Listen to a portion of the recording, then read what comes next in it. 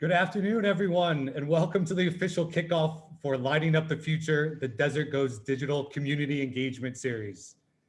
My name is Dominic Papa, and I'm the Vice President for the Smart State Initiatives at the Arizona Commerce Authority. I'm going to do my best to play your MC today and kind of move us through our agenda. The goal for the webinar was to frame the Lighting Up the Future vision, document, and understand how we can begin to build an integrated, unified, big and bold vision for the future of broadband and digital equity for all Arizonans. Specifically, you will hear from leaders with proven track records on the current state and extent of the challenge, the opportunity that lies ahead, and a high-level overview of the key strategic pillars of the vision document. But a little housekeeping. So while this is specific kickoff event is webinar style, there will be follow-on virtual workshops held around the state to enable a more robust and engaging dialogue with the community. For today, please feel free to post questions into the Q&A section, and please leverage the chat, apologize, to highlight the incredible work already being done and still to come. So before we get it kicked off, I would be remiss if I didn't say that we can never do this alone. Collaboration is our biggest competitive advantage, and I want to thank our sponsors who have empowered us to launch this statewide community engagement series. So thank you, Worldwide Technologies, SRP, DEP, and SICLU for your support. We look forward to working with you on these series. So without further ado, let's light up the future. And with that, I'm going to pass it over to our nonprofit host for this afternoon, Brian Dean, Executive Director for the Institute for Digital Progress. Brian, over to you. Good afternoon, everyone, and thank you for that introduction, Dominic. I am thrilled to welcome you all to this initial kickoff event of the Lighting Up the Future program, where we will seek to eradicate the digital divide that is plaguing our great state together. For those of you that I have not had the pleasure to meet before, my name is Brian Dean, and I am the Executive Director for the Institute for Digital Progress, a local nonprofit organization that was created to work alongside our public sector and community partners to improve the quality of life in Arizona through the advancement of innovative technology solutions. Through this work, IDP and our incredible partners, the Maricopa Association of Governments, Arizona State University, Greater Phoenix Economic Council, Arizona Commerce Authority, and the Partnership for Economic Innovation have spent the last 2 years working together with the 23 local government organizations, which make up Greater Phoenix, to establish ourselves as a preeminent smart region in the United States via the formation of our Smart Region Consortium known as the Connected. It was through these efforts, however, that we realized that if we ever hope to be considered a successful smart region, that we must become an equitable and inclusive region, ensuring that all of our constituents have the ability to access, adopt, and utilize for their benefit the technological tools and skills necessary for success in our future digital society. It's our belief that in order to achieve this big, bold vision that you heard Dominic speaking of for the future of our state, we must engage in unprecedented levels of collaboration with leaders from all sectors coming together under a unified and cohesive vision to not only eradicate the digital divide, but to also enable new pathways to success for all across Arizona. Along with our partners, Arizona State University, Sun Corridor Network, Arizona Commerce Authority, and the community leaders just like yourselves, the Institute for Digital Progress will focus our efforts to establishing the statewide digital equity organization, which will serve as the boots on the ground for convening our statewide coalition of the willing and advancing the connected initiatives, which we will be going over in more detail today during this call. Finally, I wanted to thank you all for joining us today, particularly as so many of you are already engaged in and leading some incredible work in this space. And our hope is that we can all come together to enhance and optimize all of our efforts by uniting to light up the future for all of Arizona and establishing our state as a beacon on the hill to the rest of the world for enabling and empowering digitally equitable and inclusive communities. So thank you, welcome, and we look forward to getting the opportunity to work with you all. And with that, back over to Dominic. Awesome. Thanks, Brian. You know, that is inspiring work. And now more than ever, do we need an organization that digital equity is not what they do, it's all they do. So congrats on the pivot. Look forward to working with you. So I think we can all understand and are aware that there is a massive challenge before us, but at times it's really difficult to fully understand the current state and extent of that challenge. Lucky for Arizona, we do have one of the preeminent scholars in the country in the area of digital divide at ASU, with experience in both some of the most urban cities like Chicago, but also rural America as well. So with that, I'd like to introduce Karen Mossberger, who is going to talk about the current state and extent of the challenge we face here in Arizona. Karen?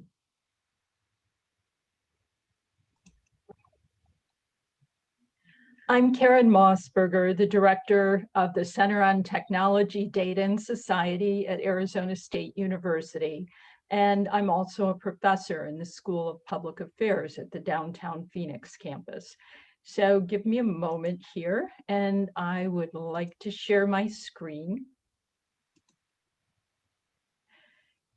So I do research on the digital divide as well as social impacts of technology use. And I'm pleased to see people in our state coming together to address these issues for connecting Arizona and lighting up the future.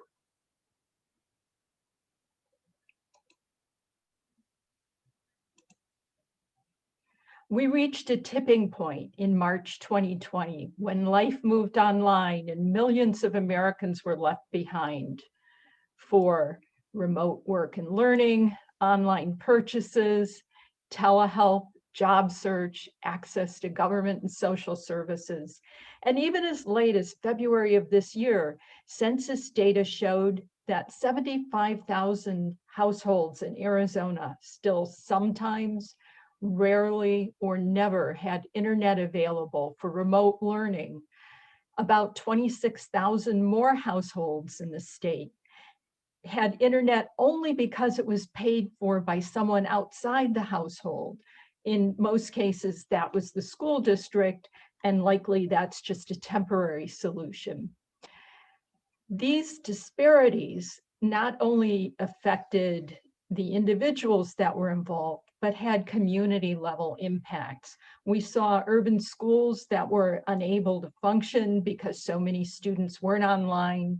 tribal and rural communities that lacked access to health or government services during the pandemic.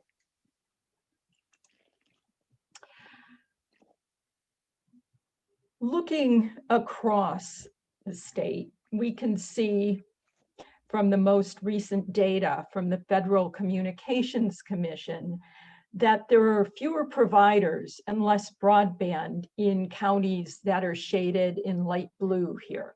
You can see on the screen, for example, Apache County in Northeast Arizona.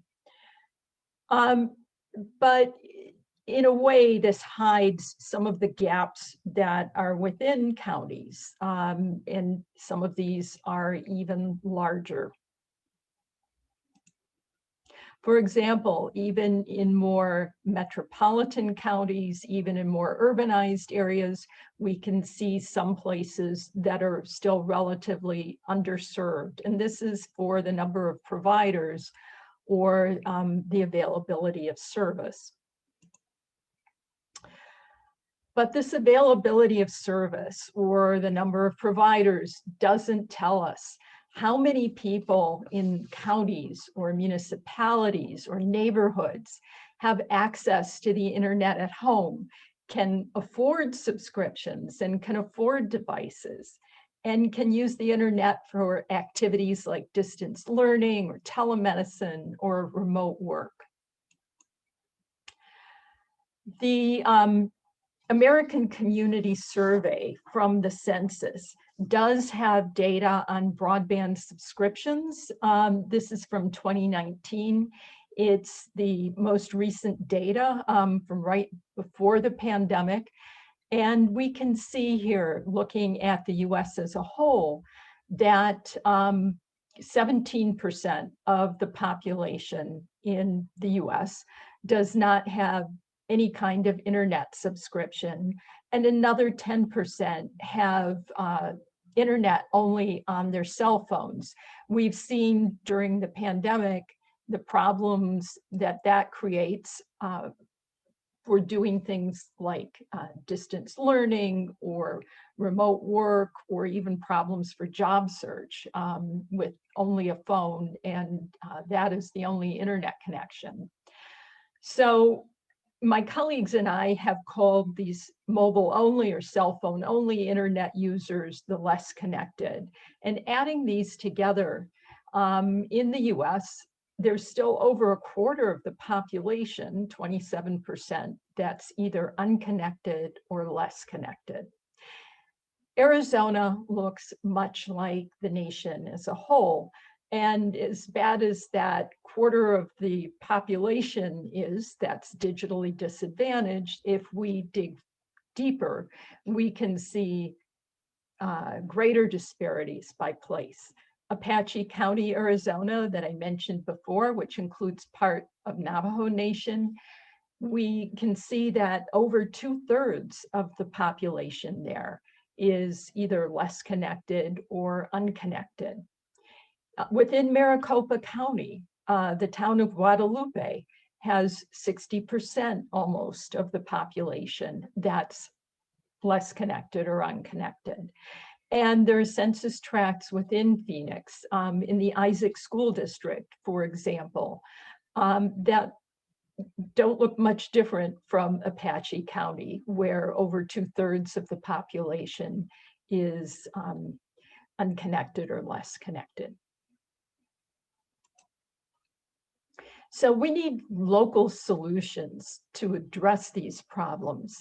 These disparities are patterned by place, affecting whole neighborhoods, school districts, local economies, public health in a community. But the problems and the barriers differ somewhat by place. In urban areas, the problem is really concentrated poverty, and it's a lack of affordability for the internet connections. Often there is some availability of broadband in urban areas.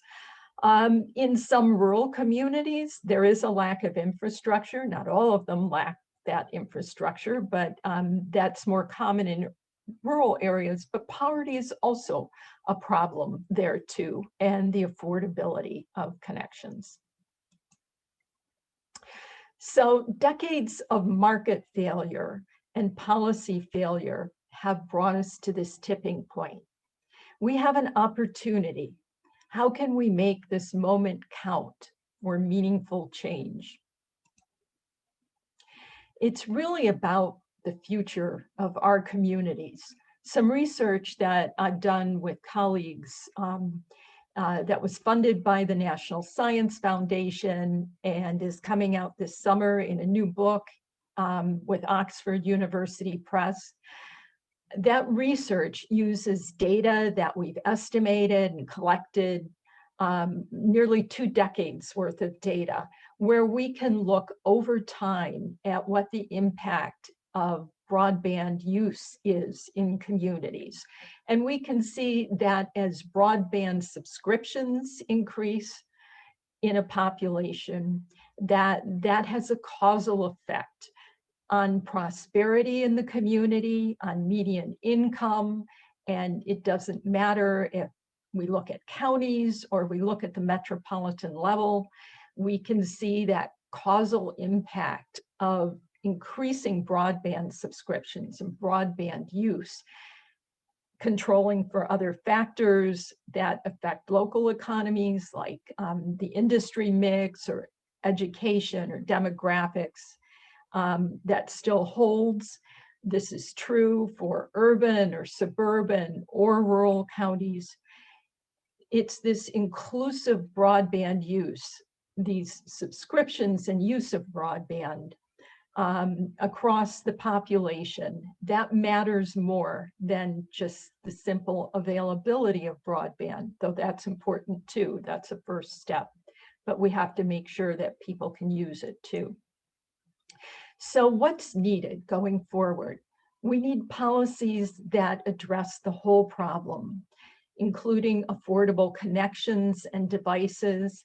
We do need sufficient bandwidth for activities like remote learning and telehealth.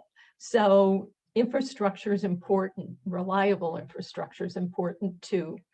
But we also need to make sure that people have the skills and the support to use the technology for what's become fundamentally the ability to participate in society today for all kinds of activities, health and education, civic engagement for businesses. We also need to have data and evidence for policymaking going forward. We need to evaluate initiatives that are being undertaken to see what works and how this differs across communities and what's sustainable going forward.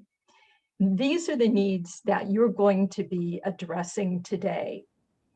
And what we do now has the potential to create a brighter future for all in our state.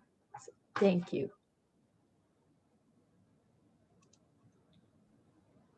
Awesome.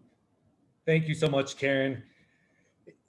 It becomes so much more powerful when you can see the data mapped out like that. I mean, it really starts to showcase the extent and current state of this challenge that we're facing. And it's just remarkable to see the percentage of the population that can't participate in remote learning or our new digital economy. And it just really brings out the passion for what we're facing and gives us a better grasp on the challenge before us. So now that we do have that better grasp on the challenge that lies ahead, we can now kind of set our eyes and look to the opportunity that presents itself to us. We have a once in a generation opportunity to apply for and win federal funding to address the broadband and digital equity challenges that Karen highlights when she spoke. So again, lucky for us, we do have a leader here in our state with a proven track record for success with the federal stimulus and creating a unified vision around broadband and digital equity. So to really discuss the opportunity that lies ahead, I'd like to welcome Lev Gonick, CIO of ASU. Lev, floor is yours. Thanks, Dom. Bill, thanks so much. Supervisor Gates, thanks so much for joining us. And I know we're going to tee you up in just a moment. If I could get, there we go, a little bit of control here. And thanks, everybody. And it's so wonderful to have senior elected officials with us, civic leaders, teachers, superintendents, policy leaders, and folks at the grassroots who are all committed to the framework that takes a look at the whole gambit of broadband access through a very different lens, through the lens specifically of digital equity, which is really the tipping point that my colleague Karen Mossberger referred to. And certainly this past year has helped us to understand that this is not just about continuity of a regular march that began, you choose the decades ago, but this is actually an inflection point where we understand that internet technology is not a nice to have. Internet access is actually a social determinant of health. It's a social determinant of education. It's a social determinant of mobility. And again, through the lens of digital equity, this is a central goal for all of us, especially at Arizona State University, that I'm going to briefly address and share with you with some slideware. I do want to share with you that I'm a relative newcomer to Arizona. I've only been here for about 4 years now. And as Dom indicated, or at least implied, I've got some experience, maybe 25 years worth of experience in this space. And really, one of the secrets to our relative success back in Ohio, which is where I came from, was actually what Dominic and Brian have done, along with all of the other coalition of the willing partners here, which is to assemble a broad tent and invite everyone under it, especially through the framing of digital equity and inclusion, which is the framing for our work together. An integrated, big idea about connecting all Arizonans, reducing the homework gap, reducing health disparities.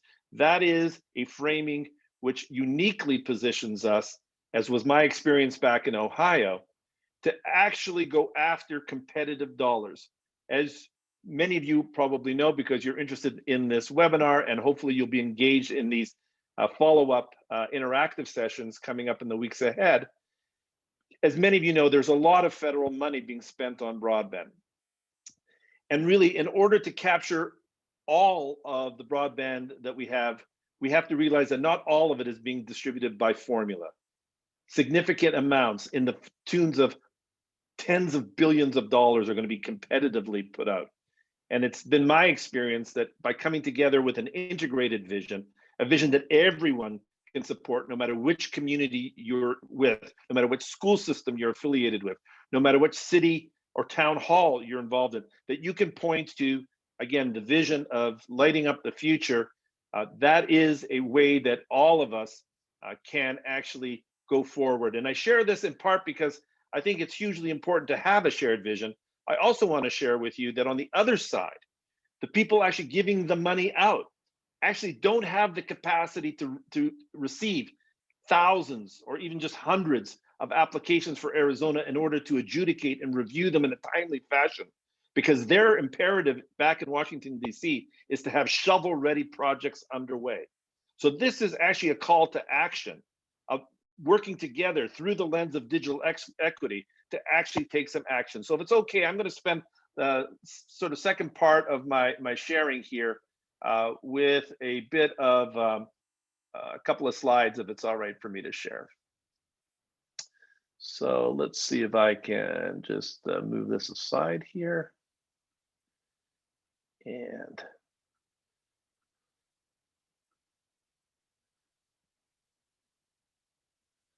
okay, let's try that again. There we are, I hope. All right, I'm going to stop and try again.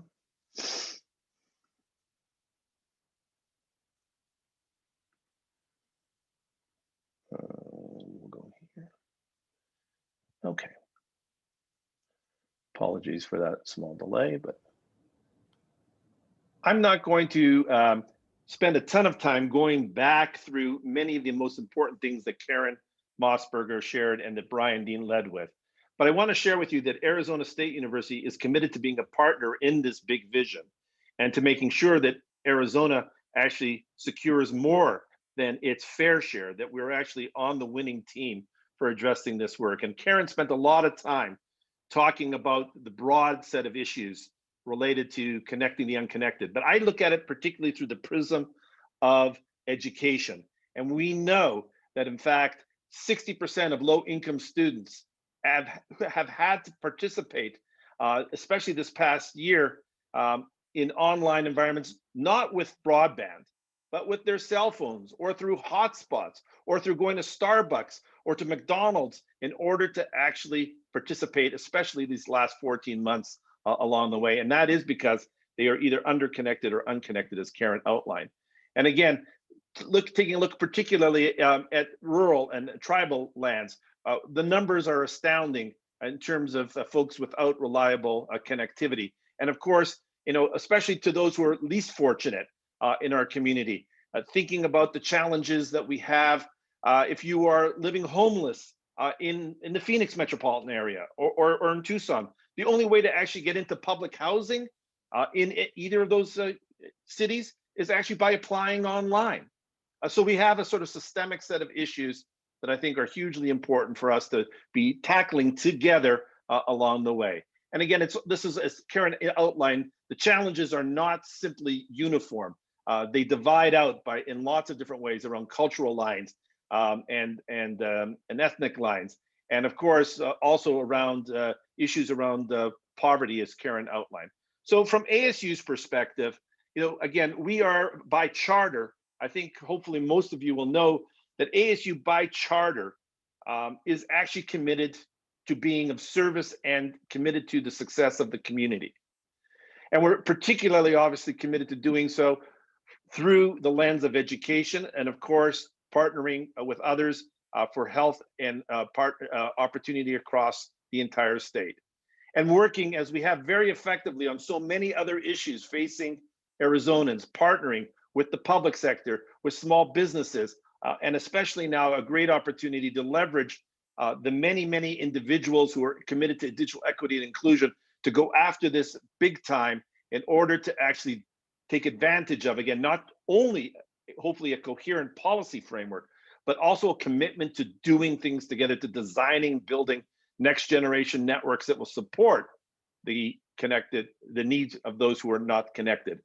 Again, all about inclusivity, making sure that what we build can scale, and obviously focusing in on making sure that whatever we build is built to last. So again, what we're proposing and we are working on is actually working specifically on the poor, families who are eligible for lunch and breakfast, the families, again, living at or below the poverty line. That is, unfortunately, still in this 21st century, in 2021, a large number of Arizonans.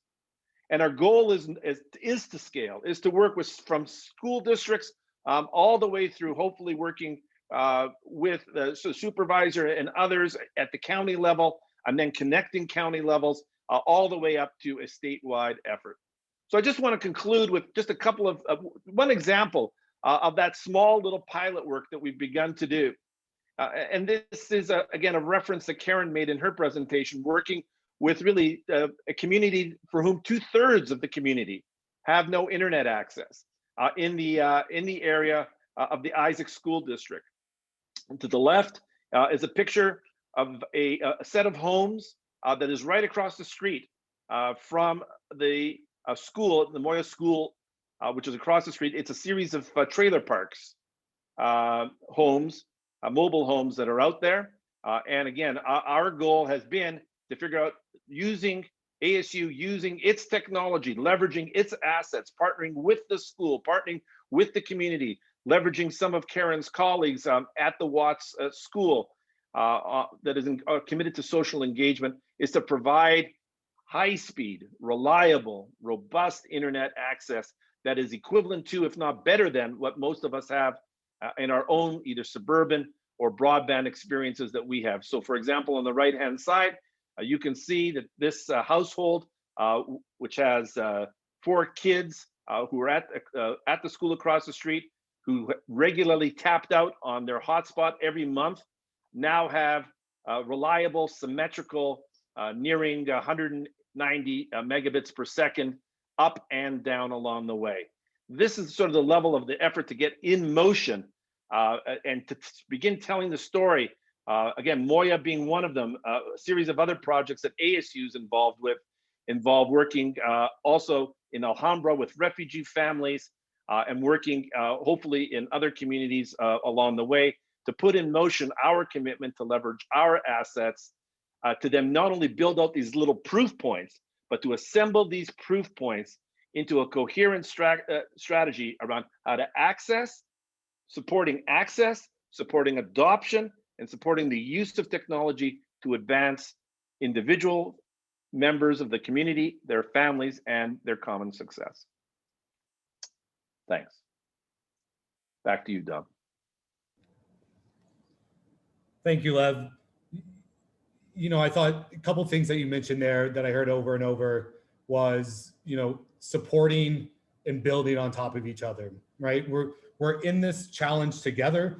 And so we have an opportunity as a state to really learn from each other and really grow and scale these efforts together, because I think it's only through collaboration are we going to get this done. So thank you, Lev, for your leadership, not only in those proofs of concepts, but also bringing us your expertise to enable us to be successful as we petition to the federal government and build out that one integrated vision. So now that we understand the challenge from Karen, and Lev mentioned it a little bit as well, and we look forward and we can see the opportunity, what might be an integrated and unified vision that will move us forward together?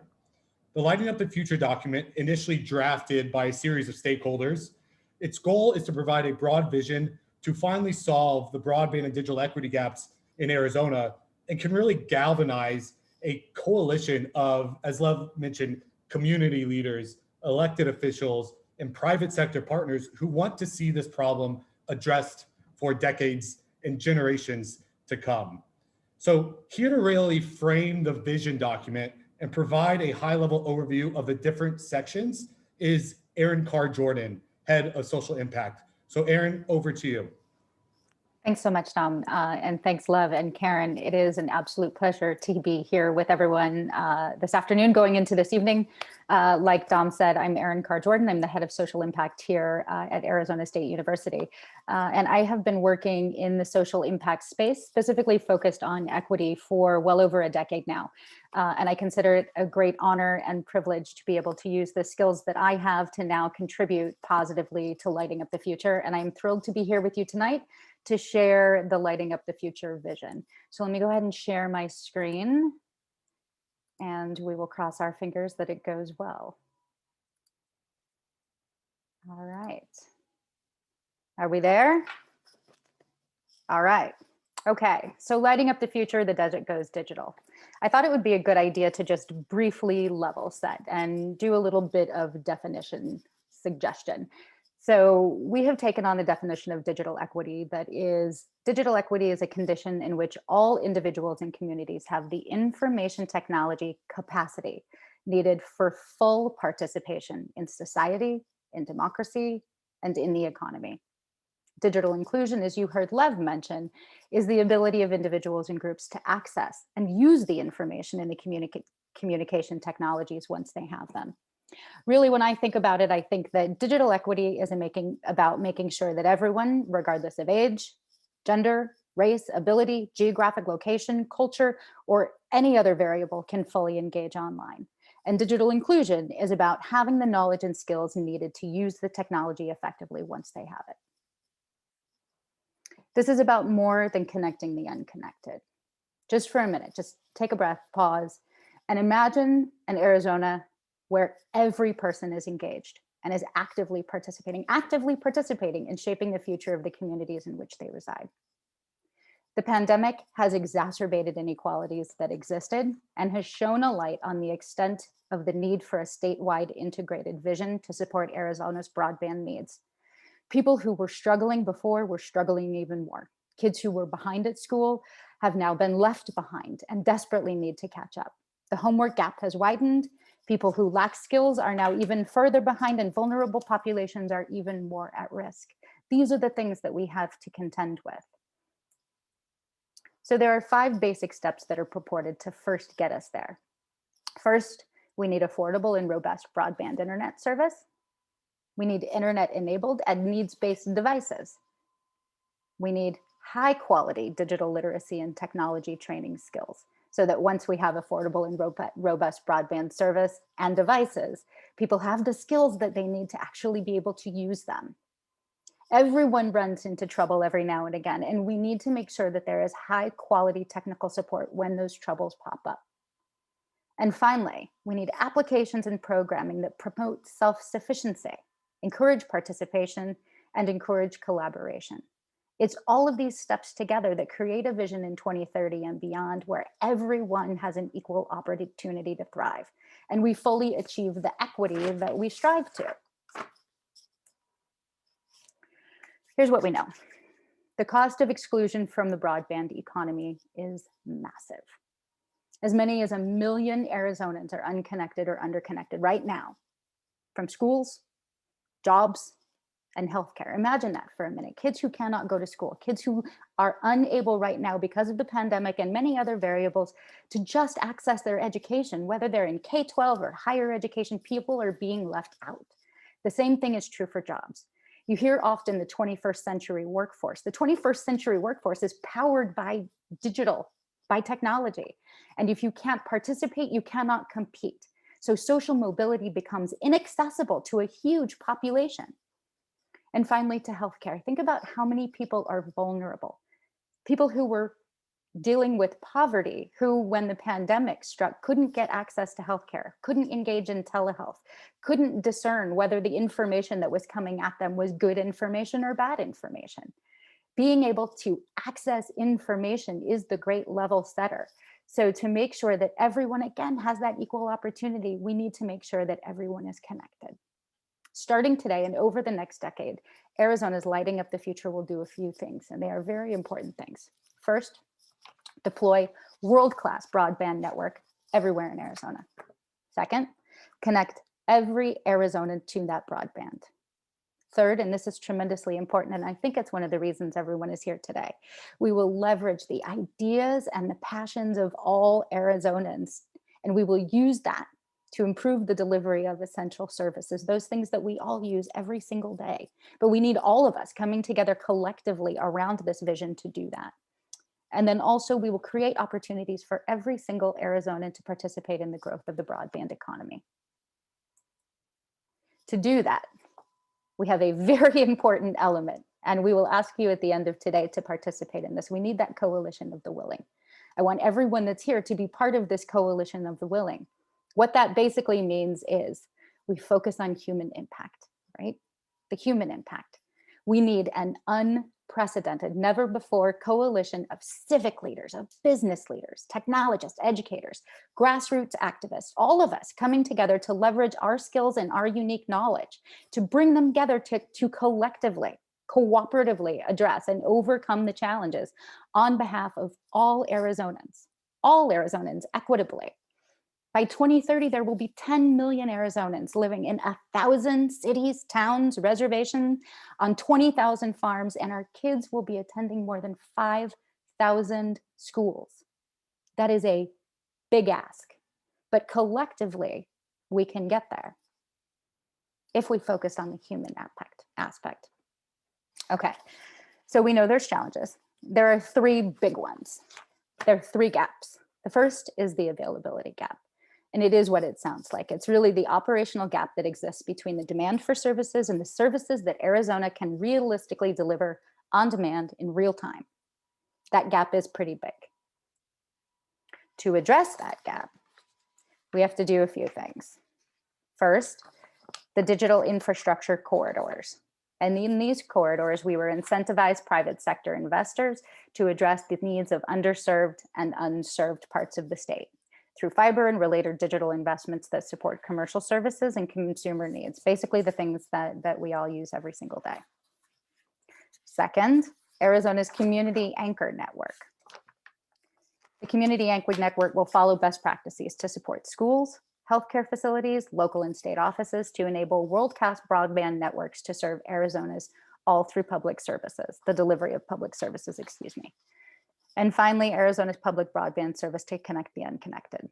This is a pioneering public hybrid option, leveraging new federal policy and encouraging community anchor institutions like universities to advance digital equity and inclusion, focused on serving broadband availability needs of the underserved and unserved, including on-premises equipment. So ADIC, ACAIN, and connecting the unconnected make up the core of the vision for 2030. So how do we get there?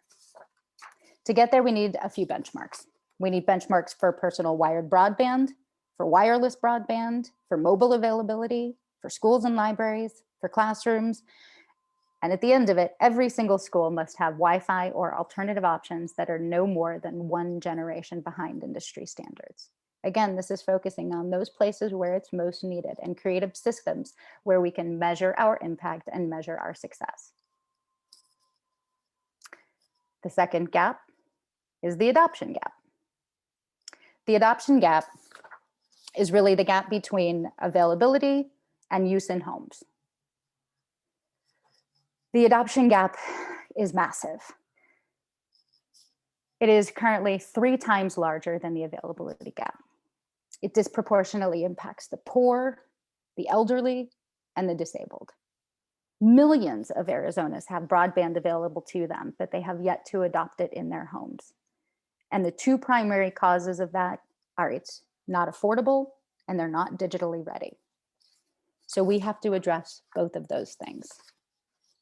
First, to address digital readiness, we have to create systems that enable everyone to acquire the skills they need, and this is particularly important, to find information, to evaluate that information, to be able to discern whether that information, again, is good information or whether it's inaccurate information, to also create, and then to be able to communicate that information outward. There are 5 core components that help us achieve this digital readiness. First, we establish Arizona Digital Readiness Navigation Cores, in partnership with schools, colleges, universities, libraries, tribal association, and community organizations to help people solve a wide range of adoption issues. There is no mistaking how complex this is. And so we need people with diverse skill sets to come together again to help navigate it. Second, we need to establish, and this is the very important piece that Dom, Karen, Lev, Brian, everyone already touched on. We have to fund these things. We need to be able to fund training programs in Arizona's public housing communities, in partnership with community colleges, and as part of education and workforce development efforts. And the funding needs to cross this and all of the other aspects of what we're talking about today. We also need to establish a digital literacy program at homeless shelters, in food kitchens, in reentry programs, the places where it is most needed. We need to help those in transition gain the skills that they need to apply for public housing, for workforce training, and to maintain social communications, going back to that idea of digital equity, which means everyone is fully engaged socially, economically, and in democracy. This is a big piece of that. Fourth, we have to leverage existing programs for military and veterans. We can focus on digital workforce boot camps, marketplace adoption, and we can match veterans with workplace digital skills that they need to thrive in the 21st century. And finally, we establish a new American program in partnership with churches and community organizations to support immigrant absorption and enculturation needs, focused on families. After we address the digital readiness gap, we have to address affordability. The vision for Lighting Up the Future supports the revamping of the federal Lifeline program. That program was originally intended to make sure that every American home had access to a phone. The revamping of that is to make sure that every American home has access to broadband. For us, we'll focus on Arizona and then contribute more broadly. We also need to establish systems that enable those in greatest economic need to get broadband, to get products, and to get the services that they need to support them. And finally, the vision supports a public option for broadband service.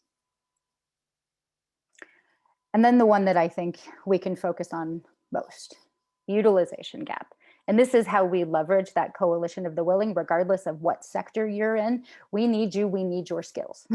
We will strategically leverage K-12, workforce development, higher education, healthcare, civic engagement, and civil services, citizen services. In K-12, we will eradicate the homework gap via broadband access that adopts, supports, and engages teachers and support staff with the training that they need to thrive. We must partner with Arizona schools of education and teachers colleges to advance equity-focused technology-enabled modalities of teaching. We know that students can learn equally as well online, but if they don't know how to use the equipment and they don't have the support structures and their teachers aren't trained to enable them to do that, then they are missing out. That is something that we can attack and overcome. We must invest in culturally responsive and relevant online learning tools with a particular focus on partnership opportunities with tribal communities. We must improve access to educational experiences that improve technology skills. And here's a question that was in the chat before. We have to measure and document improvement. We have to find and measure KPIs and iterate when things aren't working. We have to be nimble, but first we have to set a plan, we have to start measuring, and we have to document how learners are doing, particularly focused on those that are considered vulnerable, those in at-risk communities. In workforce development, we have to expand access to digital resources and technology assistance in neighborhoods, in rural areas, and tribal reservations, and in communities of color. I want to say that again.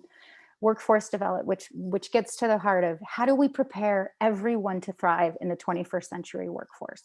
How do we make sure everyone has the skills and that social mobility is really an opportunity for all, that it is equitable? We have to focus on these neighborhoods, in those rural areas where people have less, where they are exposed to less, on tribal reservations, like where Karen pointed out, where so few people currently have access, and there is so much lift that needs to be done. And in communities of color, where systemic inequity continues to persist and there is greatest opportunity. The Department of Economic Security, city, workforce programs, tribal governments should develop broadband-related apprenticeship programs. States and cities should provide incentives to create and scale new workforce digital skills programs. The Department of Economic Security will increase and improve data collection related to workforce development, and DES should modernize their unemployment benefits and systems to offer access to employment. In healthcare, and I think several people have touched on this today, we have to ensure that everyone has access to the tools that they need to get quality healthcare services. People need to be able to thrive. They need to be able to feel good, to get good medical information. Systemic poverty impacts health, period. The correlation is significant. So without healthcare, few things can change. So this is a tremendously important priority for us, making sure that everyone has that access. We will leverage the Lighting Up the Future Coalition to design and support the healthcare needs of all Arizonans. And we will fund the programs that support digital healthcare infrastructure, digital health literacy, and workforce diversity. And we will aggressively pursue FCC's Connected Care pilot and telehealth programs to focus on improving the health outcomes for low-income communities, and again, communities of color. And DES, AZDHS, the state and the counties need to make sure funding is allocated to develop, to recruit, and retain healthcare professionals from underrepresented groups. You can't be it if you can't see it. So we need to make sure that everyone achieves their highest potential. Higher education, and this one is particularly important to me and to many people who are here. Arizona universities and colleges have some of the best broadband networks in the world. That is undeniable, but we are a grossly underutilized resource for improving digital equity and inclusion. Community college in this state are providing national leadership for technology-driven future of the work efforts through the Reskilling and the Recovery Network. And R&D aimed at improving teaching and training are grossly underfunded. In our vision, we will position higher education as a statewide asset for using broadband to address public needs in education, research and development, healthcare, transportation, economic development. We will use university resources to help institutions to better serve disadvantaged individuals and their communities. We'll leverage community college programs such as Technology and Innovation Workforce Development Fund and the Arizona Advanced Technologies Network to address workforce upskilling demands and reskilling demands. because some of the skills that you already have, you just need to up them so that you're ready for the jobs of the future. Discerning the difference between that two becomes tremendously important. And when you properly fund it, you can do that. We'll focus on research and understanding how digital education can improve outcomes and eliminate persistent performance gaps. One of the great pieces of having higher education as a partner is that we are good at doing research, and we can identify benchmarks, and we can measure performance, and we can get to those KPIs that, again, were addressed in one of the questions from one of the guests here today. We can also promote those best practices for using digital education to build equitable and inclusive societies. It's tremendously important to identify those best practices and then share them widely. The more people know what best practices are, the more likely they adopt them, and then the more people we're able to help, both within the state of Arizona and beyond our borders. And then we can increase our efforts to identify, develop, test, and deploy applications of digital education tech that foster economic and social mobility, with an eye on that, with that as the goal in mind.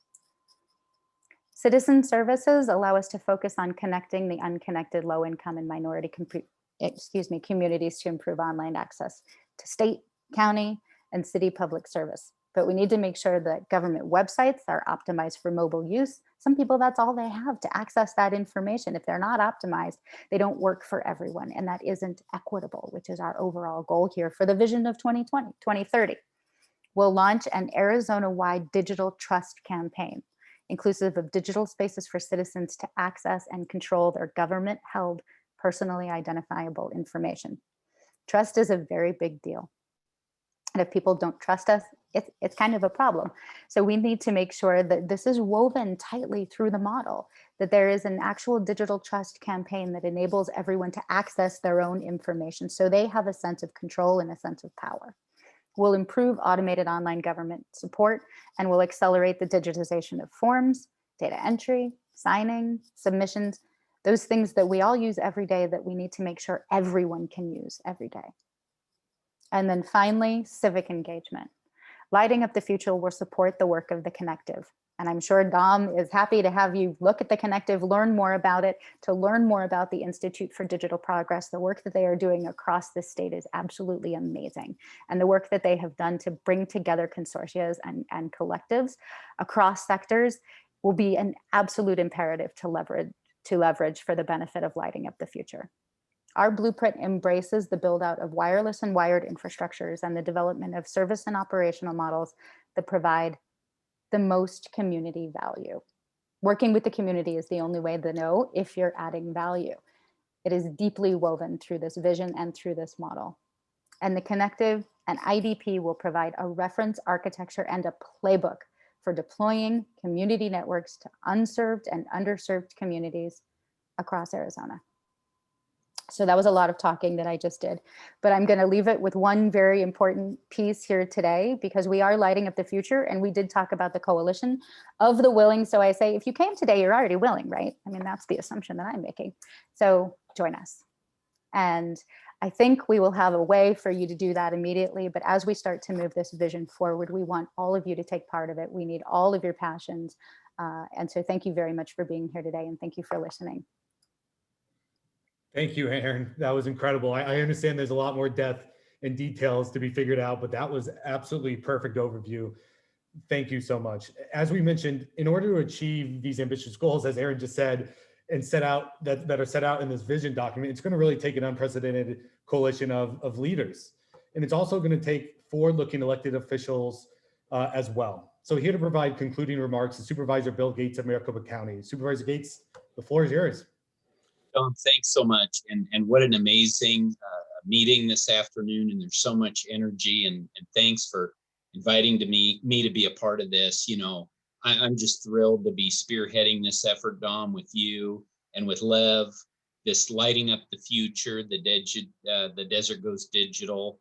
I mean, it's really, as we've talked about today, an incredible way to finally solve the broadband gap that we all know is out there, you know, and it's both in rural and urban areas. In my district, my supervisor district, I have both rural and urban areas, and they're both still challenged with this broadband gap that's out there.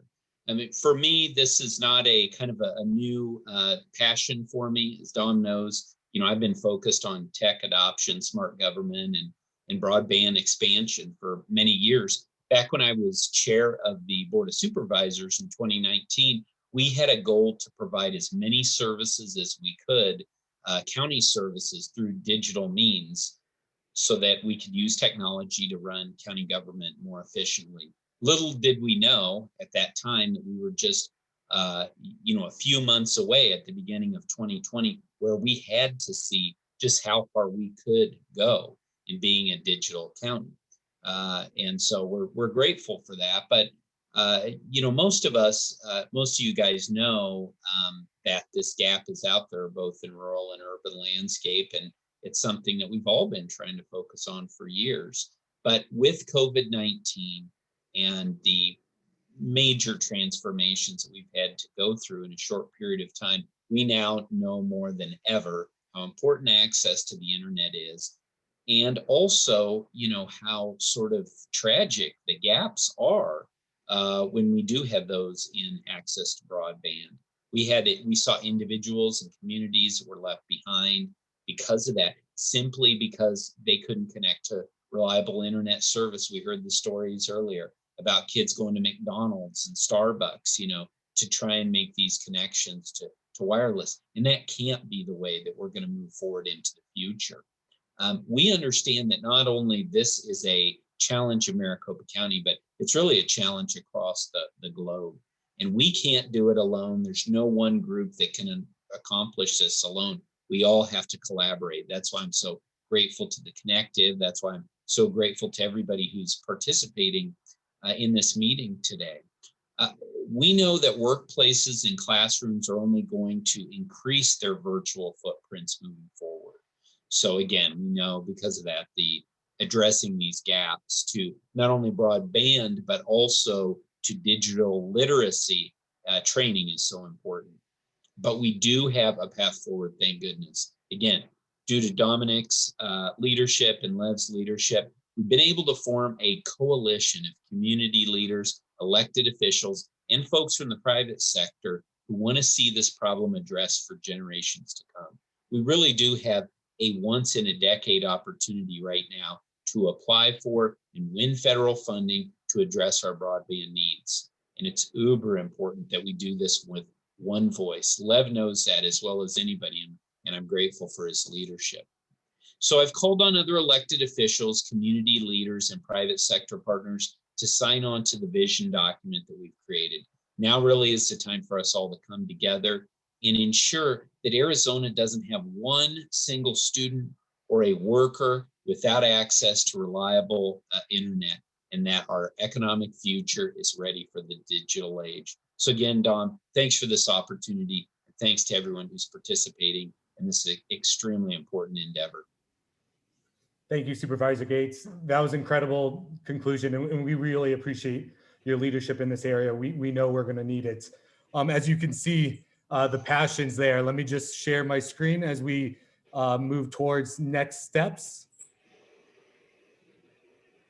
Thank you again to our sponsors.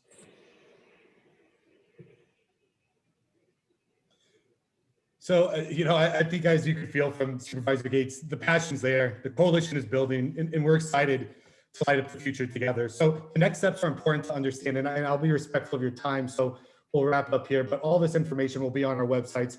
We'll be posting this out to the attendees as well, so you can become involved. So the coalition is planning on hosting virtual workshops around the state to listen and gain feedback. Here are the list of dates in the specific topic areas for each workshop. So again, take note of where you could register, but again, this will be posted and shared widely with the coalition. However, as I think a lot of people mentioned today, and that I've seen in the chat, we know that no one can do this alone. And there's already a lot of tremendous work currently being done. The purpose of lighting up the future, as you heard Supervisor Gates, Aaron, Lev, Brian, Aaron, it's to be additive, right? It's to build, it's to support, and it's to begin to really coalesce these various efforts. So that way we can work together to, again, as Supervisor Gates mentioned, develop an integrated and unified approach. For example, here are some programs I highly recommend you checking out. And I think Steve and Mark have posted a lot in the chat about the task force, but there's also Shaping EDU's broadband initiative as well. So I put some contact information here for you to reach out, try to get involved in their efforts as well. And if you have your own efforts, your own initiatives, I know Phoenix, the city of Phoenix is doing a digital equity effort. City of Tucson is doing a digital equity effort. If you would like to plug in, please reach out to us so that way we can start to really, again, develop the coalition, bring more investment, bring more resources, and bring more capacity to all of our efforts so that way we can succeed together. Ultimately, we're going to be stronger together than we are apart. That's ultimately what it is. And so with that, I'll just remind everyone again of the next series of roundtables immediately coming up and ask you to help us spread the word and help us bring the communities, the partners, the citizens to the table to have a robust and exciting conversation. So with that, I just want to thank all of our speakers, Supervisor Gates again, for a terrific job today. And a special thanks to all of you. As Aaron mentioned, you're already part of the willing, you're already part of the coalition. Let's do this together and let's make Arizona one of the forefront leaders in broadband and digital equity, not only in the country, but around the world. So let's build up this coalition and let's go light up Arizona's future. Thanks everyone, have a great day and we'll see you soon.